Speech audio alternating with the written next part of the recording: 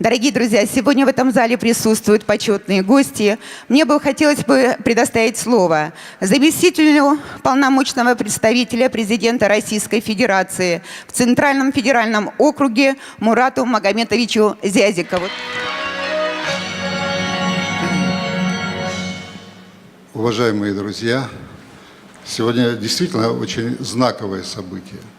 Сегодня в Центральном федеральном округе, в культурной столице нашей страны, в Москве, проходит юбилейный концерт выдающегося войнаха, народного артиста Чеченской Республики, Ингушетии, заслуженного артиста Российской Федерации Сулеймана Токаева.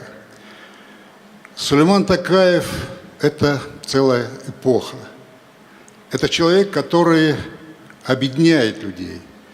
Очень символично, что в государствообразующем, культурообразующем, народообразующем Центральном округе, да и по всей стране, в таких же округах, которые тоже являются государствообразующим, его знают очень хорошо и уважают. Мы помним и знаем Сулеймана Токаева как артиста театра, государственного театра.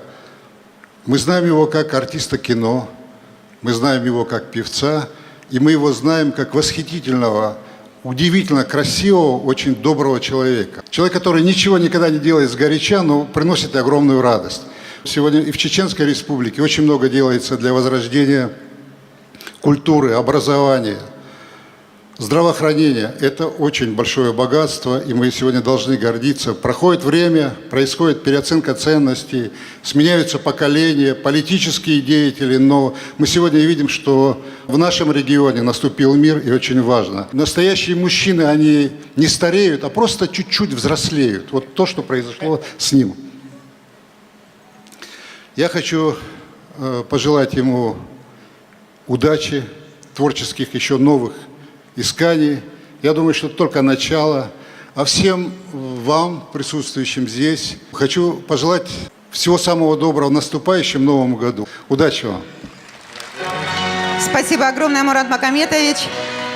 Мурата Магометовича мы знаем как президента Республики Ингушетия, который вручал всем нам звание заслуженных и народных артистов Республики Ингушетия. Спасибо вам огромное.